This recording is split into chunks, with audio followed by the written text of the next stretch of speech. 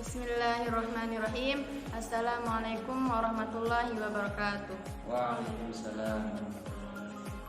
Selamat sore dan salam sejahtera bagi kita semua. Kami dari kelompok 5 akan memperkenalkan anggota kelompok kami. Perkenalkan, nama saya Mulia Ika Putri dan di samping saya Hamdani, di samping kanan saya Eka Rohana Sofia. Pada hari ini kami akan menanyakan presentase yang telah kami buat dengan tema pengawasan. Materi pertama, dasar-dasar pengawasan yang akan disampaikan oleh saudari kami Yuliana Ningsih, dan materi kedua, jenis-jenis pengawasan yang akan disampaikan oleh saya sendiri. Yang ketiga, metode-metode pengawasan yang akan disampaikan oleh Eka Rohana Septian, dan yang terakhir, evaluasi internal organisasi yang akan disampaikan oleh Hamdani. Materi pertama yang akan disampaikan oleh saudari kita Yuliana Ningsih. Assalamualaikum warahmatullahi wabarakatuh. Saya Yuliana Ningsih akan mempresentasikan hasil diskusi kami. Dasar-dasar pengawasan. 1. Pengertian pengawasan. Pengawasan merupakan salah satu fungsi manajemen yang dibutuhkan untuk menjamin agar semua keputusan, rencana, dan pelaksanaan kegiatan mencapai tujuan dengan hasil yang baik dan efisien. 1. Pengawasan merupakan proses pengamatan dari seluruh kegiatan organisasi guna lebih menjamin bahwa semua pekerjaan yang sedang dilakukan sesuai dengan rencana yang telah ditentukan sebelumnya. 2. Proses pengawasan. Proses pengawasan dilakukan secara bertahap melalui langkah-langkah berikut. Menentukan standar-standar yang akan digunakan. Dasar pengawasan mengukur pelaksanaan atau hasil yang telah dicapai, membandingkan pelaksanaan atau hasil dengan standar dan menentukan penyimpangan jika ada, melakukan tindakan perbaikan jika terdapat penyimpangan agar pelaksanaan dan tujuan sesuai dengan rencana. 3. Cara-cara pengawasan. Seorang manajer harus mempunyai berbagai cara untuk memastikan bahwa semua fungsi manajemen dilaksanakan dengan baik. Cara-cara pengawasan ini dilakukan sebagai berikut. Pengawasan langsung adalah pengawasan yang dilakukan sendiri secara langsung oleh seorang manajer. Kebaikan, jika ada kesalahan dapat diketahui sendiri mungkin, sehingga perbaikannya dilakukan dengan cepat. 3. Akan terjadi kontak langsung antara bawahan dan atasan, sehingga akan memperdekat hubungan antara atasan dengan bawahannya. Akan tertampung sumbangan pikiran di bawahan yang mungkin bisa berguna bagi kebijaksanaan. Selanjutnya, keburukan. Waktu seorang manajer banyak tersita, sehingga waktu untuk pekerjaan lainnya berkurang, misalnya perencanaan dan lain-lainnya. Mengurangi inisiatif bawahan karena mereka merasa bahwa atasannya selalu mengamati. Mungkin hanya itu dari saya. Saya Mulia Ika Putri akan melanjutkan materi yang telah dijelaskan oleh saudari kita Yuliana Ningsih. Selanjutnya, jenis-jenis pengawasan. Ditinjau dari fokusnya, pengawasan pendahuluan. Pengawasan ini memastikan bahwa sebelum kegiatan dimulai, maka sumber daya manusia, bahan dan modal yang diperlukan sudah dianggarkan. Adapun instrumen penting untuk melaksanakan pengawasan ini adalah kebijakan. Yang kedua, dilihat dari objeknya. Pengawasan administratif, yaitu pengawasan yang dilakukan pada bidang atau bagian pekerjaan yang fungsinya dikategorikan sebagai tugas administrasi dalam suatu organisasi. Misalnya pada bagian keuangan, bagian personalia. Yang ketiga, berdasarkan subjek. Pengawasan intern, yaitu pengawasan yang dilakukan khusus ditunjukkan pada pelaku-pelaku dan fungsi-fungsi yang berbeda yang berada di dalam organisasi. Selanjutnya, sifat dan waktu pengawasan. Yang pertama, preventif kontrol adalah pengawasan yang dilakukan sebelum kegiatan dilakukan untuk menghindari terjadinya penyimpangan-penyimpangan dalam pelaksanaannya. Yang kedua, reversive control adalah pengawasan yang dilakukan setelah terjadi kesalahan dalam pelaksanaannya dengan maksud agar tidak terjadi pengulangan kesalahan sehingga hasilnya sesuai dengan keinginan. Yang ketiga, pengawasan saat proses dilakukan. Jika terjadi kesalahan, segera diperbaiki. Yang keempat, pengawasan berkala adalah pengawasan yang dilakukan secara berkala, misalnya per bulan, per semester, dan lain-lain. Dan yang kelima, pengawasan mendadak atau sidak adalah pengawasan yang dilakukan secara mendadak untuk mengetahui apa pelaksanaan atau peraturan-peraturan yang ada dilaksanakan atau tidak dilaksanakan dengan baik. Pengawasan mendadak ini sekali-kali perlu dilakukan supaya kedisiplinan karyawan tetap terjaga. Selanjutnya, materi yang selanjutnya akan dijelaskan oleh saudari kita Eka Rohana Septian. Saya akan melanjutkan penjelasan dari saudari Mulia Ika Putri, yaitu metode-metode pengawasan. Yang pertama, pengawasan non-kuantitatif. Pengawasan non-kuantitatif tidak melibatkan angka-angka dan dapat digunakan untuk mengawasi prestasi organisasi secara keseluruhan. Teknik-teknik yang sering digunakan adalah A. Pengamatan. Pengamatan ditunjukkan untuk mengendalikan kegiatan atau produk yang dapat diobservasi. B. Inspeksi teratur dan langsung. Inspeksi teratur dan langsung secara periodik dengan mengamati kegiatan atau produk yang dapat diobservasi. C. Laporan lisan dan tertulis.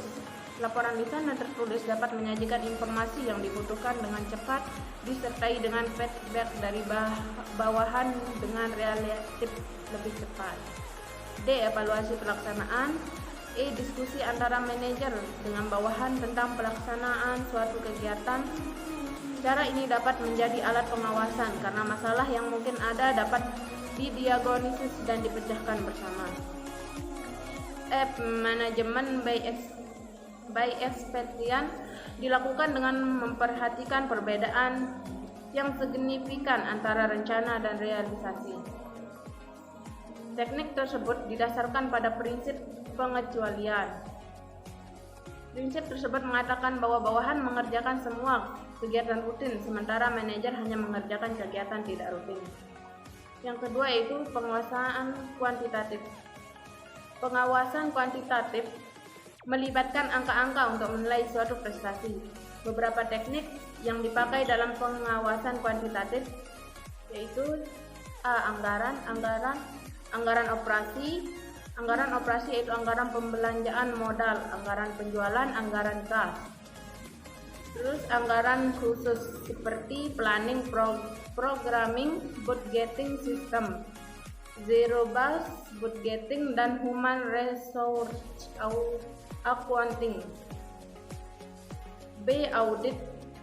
Yang pertama, internal audit. Tujuannya adalah untuk membantu semua anggota manajemen dalam melaksanakan tanggung jawab mereka dengan cara mengajukan analisis penilaian, rekomendasi, dan komentar mengenai kegiatan mereka.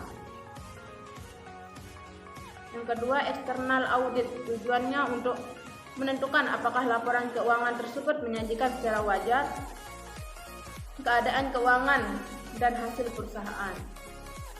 C. Analisa break-even. Menganalisa dan menggambarkan hubungan biaya dan penghasilan untuk menentukan pada volume berapa agar biaya total sehingga tidak mengalami laba atau rugi. D. Analisis rasio. Menyangkut dua jenis perbandingan. Yang pertama, membandingkan rasio saat ini dengan rasio di masa lalu. Yang kedua, membandingkan rasio suatu perusahaan dengan perusahaan lain yang sejenis. Materi selanjutnya yang akan disampaikan oleh Saudari Hamdani. Baiklah, saya akan melanjutkan materi yang tadi, evaluasi internal organisasi. Evaluasi kerja. Pengertian dari evaluasi kerja. Evaluasi kinerja merupakan suatu proses umpan balik atas kinerja masa lalu yang berguna untuk meningkatkan produktivitas di masa yang akan mendatang. Evaluasi dapat dibagi ke dalam dua bagian besar, misalnya evaluasi yang formatif dan evaluasi sumatif. Evaluasi adalah kegiatan identifikasi untuk melihat apakah suatu program yang telah direncanakan telah tercapai atau belum, dan dapat untuk melihat tingkat efisiensi pelaksanaannya. Evaluasi terhubung dengan keputusan nilai. Esensi dari evaluasi yakni memberikan informasi bagi kepentingan pengembalian keputusan.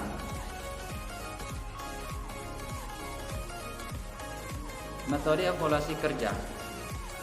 Di antara berbagai metode evaluasi adalah evaluasi antar unit internal. Seluruh unit organisasi melakukan evaluasi kinerja dengan cara melakukan evaluasi.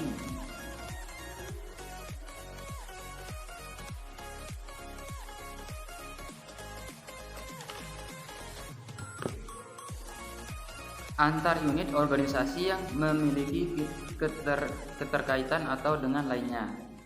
Nah, jadi evaluasi mandiri. Setiap unit organisasi melakukan sendiri evaluasi terhadap kinerja dengan menggunakan alat dan penilaian yang sama dengan yang digunakan dalam kegiatan evaluasi antara unit organisasi.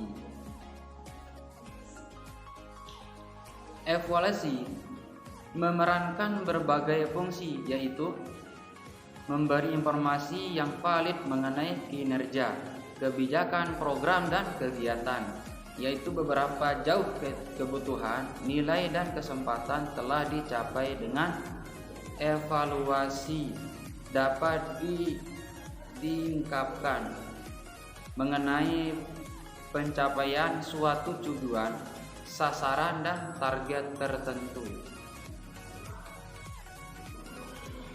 Memberi sumbangan kepada klarifikasi dan kritis. Evaluasi memberi sumbangan pada klarifikasi dan kritik terhadap nilai-nilai yang mendasar tujuan dan target. Evaluasi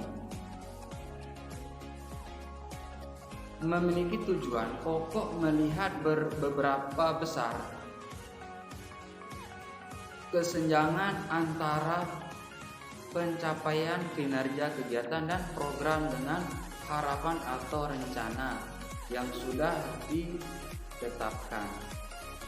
Sedangkan manfaat evaluasi itu sendiri dapat berupa keuntungan yang dapat diperoleh, seperti misal manfaat untuk perbaikan perencanaan, strategi, kebijakan, manfaat untuk mengambil keputusan, manfaat untuk tujuan pengawasan juga, manfaat untuk perbaikan input proses dan di output. Sekian presentasi dari kami. Semoga presentasi kali ini dapat mengubah wawasan bagi kita semua. Dan apabila ada tutur kata kami yang salah, mohon dimaafkan. Sekian dari kami. Wassalamualaikum warahmatullahi wabarakatuh.